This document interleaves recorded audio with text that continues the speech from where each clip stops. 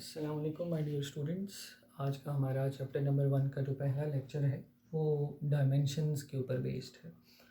Although chapter number 1 में काफ़ी सारी बातें बेटे हमारे पास सीखने के लिए हैं, लेकिन जो सबसे इम्पॉर्टेंट टॉपिक है आगे फर्दर यूज़ के पॉइंट ऑफ व्यू से भी, अंडरस्टैंडिंग के पॉइंट ऑफ व्यू से भी, वो डायमेंशंस के ऊपर बेस्ड है।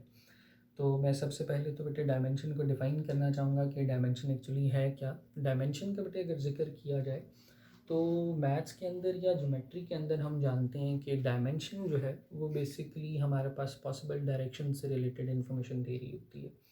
अगर फॉर एग्जांपल मैं 2 डायमेंशंस की बात करूँगा तो इससे हमारी मुराद बेटे ये होगी कि 2 डायमेंशंस के अंदर हमें सिर्फ 2 डायमेंशंस के अंदर मूव करना अलाउड है। फॉर एग्जांपल एक ऑब्जेक्ट एक्स डायरेक्शन के अंदर मूव कर सकता है, वो वाई डायरेक्शन के अंदर मूव कर सकता है, जैसे हम 2D का नाम दे देते हैं।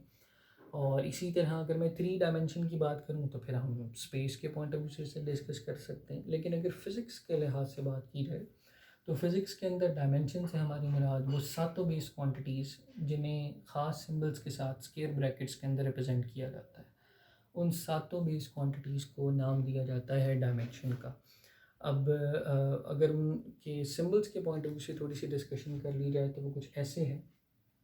फॉर एग्जांपल अगर मैं लेंथ के पॉइंट ऑफ व्यू से बात करूँ तो आप लेंथ को किसी भी सिस्टम ऑफ यूनिट्स के अंदर मेजर कर रहे हो, आप उसे सेंटीमीटर्स के अंदर मेजर करें, आप उसे फीट के अंदर मेजर करें, आप उसे मीटर के अंदर मेजर करें, उसकी डायमेंशन हमेशा आपको सेम मिलेगी, क्योंकि हमेशा वो सेंटीमीटर, फीट या किसी भी सिस्टम को आप फॉलो कर रहे हैं वो हमेशा ये रिप्रेजेंट करेगा कि आप सम सॉर्ट ऑफ लेंथ जो है वो मेजर करने जा रहे हैं, जिसके लिए जब भी लेंथ की डायमेंशन का जिक्र आएगा तो कैपिटल एल को स्क्वायर ब्रैकेट्स के अंदर लिखा जाएगा। मास के लिए कैपिटल एम यूज़ किया जाता है, टाइम के लिए कैपिटल टी को यूज़ किया जाता है। इसी तरह अगर मैं जिक्र करूँ बाकी की फिज़िकल क्वांटिटीज़ का तो अमाउंट ऑफ सब्सटेंस के लिए मोल को भी स्क्वायर ब्रैकेट्स के अंदर लिख दिया जाता है। इन स्क्वायर ब्रैकेट्स के अंदर बाज़ बुक्स में एन को भी देखने में मिलता है। इसी तरह हम इलेक्ट्रिक करंट के लिए कैपिटल ए को भी स्क्वायर ब्रैकेट्स के अंदर लिखा जाता है, बाज़ जगह पे कैपिटल आई भी आपको देखने के अंदर मिलेगा। तो ये मुख्तलिफ तरीके। इसी तरह टेम्परेचर के पॉइंट ऑफ व्यू से भी कैपिटल के भी आपको स्क्वायर ब्रैकेट्स के अंदर देखने को मिल सकता है, और इसी तरह आपको वहाँ पे कैपिटल थीटा भी स्क्वायर ब्रैकेट्स के अंदर देखने को मिल सकता है। अगर फिज़िकल क्वांटिटीज़ को डिवाइड किया जाए डायमेंशन की बेस पे तो हम 4 कैटेगरीज़ यहाँ पे बेटे कंसिडर कर सकते हैं। सबसे पहली कैटेगरी हमारे पास डायमेंशनल वेरिएबल्स की है। जब हम डायमेंशनल वेरिएबल्स की बात करते हैं तो इससे हमारी मुराद वो तमाम फ़िज़िकल क्वांटिटीज़ हैं जिनका मैग्नीट्यूड चेंज कर सकता है और उनकी डायमेंशन जो है वो कांस्टेंट रहती है। फॉर एग्जांपल अगर मैं फ़ोर्स के पॉइंट ऑफ व्यू से बात करूं तो फ़ोर्स के बारे में बेटे हम जानते हैं कि फ़ोर्स का मैग्नीट्यूड कांस्टेंट नहीं है। एक कार और एक ट्रक को धकेलने के लिए जो फ़ोर्स हमें चाहिए वो सेम नहीं है। फॉर एग्जांपल एक जगह पे आपको 400 न्यूटन्स की फ़ोर्स चाहिए और लेट्स से दूसरी जगह पे आपको 4000 न्यूटन्स की फ़ोर्स चाहिए। तो बेसिकली मैग्नीट्यूड ज़रूर बदल रहा है, लेकिन अगर आप उनकी डायमेंशन का जिक्र करेंगे तो वो आपको बिल्कुल सेम मिलेगी। तो वो कैटेगरी हमारे पास एग्जिस्ट करती है डायमेंशनल वेरिएबल्स के अंदर, वो या वो फिज़िकल क्वांटिटीज़ को हम डायमेंशनल वेरिएबल्स कहा करते हैं। इसी तरह डायमेंशनल कांस्टेंट की बात की जाए तो डायमेंशनल कांस्टेंट से हमारी मुराद ऐसी फ़िज़िकल क्वांटिटीज़ हैं जिनकी डायमेंशन एग्जिस्ट करती है और साथ में उनका जो मैग्नीट्यूड है वो भी कांस्टेंट रहा करता है। तो दो बड़े नामी गिरामी चीज़ें हमारे पास सामने हैं जिनमें से प्लैंक्स कांस्टेंट है।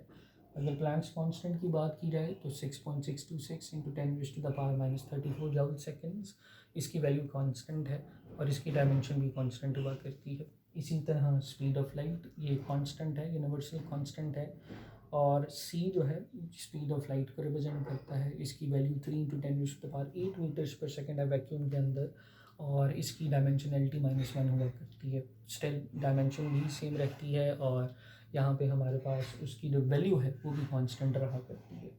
इसी तरह थर्ड कैटेगरी हमारे पास डायमेंशन लेस वेरिएबल्स की है। इसमें वो क्वांटिटीज़ शामिल हो जाया करती हैं बेटे कि जिन क्वांटिटीज़ के अंदर ऐसा हो कि जिनकी डायमेंशन भी एग्जिस्ट नहीं करती और उनका मैग्नीट्यूड वेरी कर सकता है। जैसा कि एक बड़ी सिंपल एग्जांपल हमारे पास एंगुलर डिस्प्लेसमेंट है, या जिसे हम थीटा के नाम से जानते हैं। आप इसे रेडियंस के अंदर मेजर करते हैं। रेडियन को आप कभी भी बेस क्वांटिटीज़ के थ्रू डिराइव नहीं कर सकेंगे क्योंकि ये प्योरली ज्योमेट्रिकल यूनिट है। तो अगर इस एंगुलर डिस्प्लेसमेंट की वैल्यू की बात की जाए तो ये ज़रूर बदलती है, लेकिन इसकी डायमेंशन नहीं हुआ करती। इसी तरह एक और चीज़ हमारे पास जो एग्जिस्ट करती है वो स्ट्रेन है।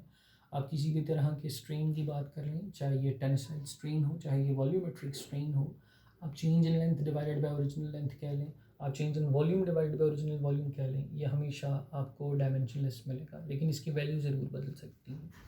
और फिर इसी तरह अगर मैं डायमेंशनलेस कांस्टेंट की बात करूँ, जो हमारी फोर्थ या लास्ट कैटेगरी है, तो उस कैटेगरी के अंदर ऐसा है कि इसमें वो तमाम नंबर्स शामिल हो जाया करते हैं जिनकी कोई डायमेंशन भी एग्जिस्ट नहीं करती और वैल्यू भी कांस्टेंट हुआ करती है।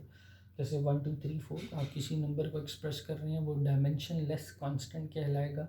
पाई का अगर जिक्र कर लिया जाए, पाई हमारे पास डायमेंशन लेस कांस्टेंट हुआ करता है। तो ये बेटे आज का लेक्चर था जिसमें चंद बातें डायमेंशंस से रिलेटेड थी। उसका एक इंट्रोडक्शन था। नेक्स्ट लेक्चर में इंशाल्लाह हम डिराइव करना सीखेंगे कि हम किसी फिज़िकल क्वांटिटी की डायमेंशन को डिराइव कैसे कर सकते हैं और फर्दर डायमेंशन एनालिसिस की तरफ हम कैसे जा सकते हैं। तो अगर आपको ये वीडियो पसंद है ज़रूर सब्सक्राइब कीजिएगा, शेयर कीजिएगा अपने फ्रेंड्स के साथ, अपने मज़ीद दोस्तों के साथ। और अगर कोई क्वेश्चन हो उसे लाजमी आप कमेंट के अंदर मुझे बताइएगा, मैं उसका जो पॉसिबल आंसर दे सकता हूँ ज़रूर आंसर करूँगा। Thank you so much.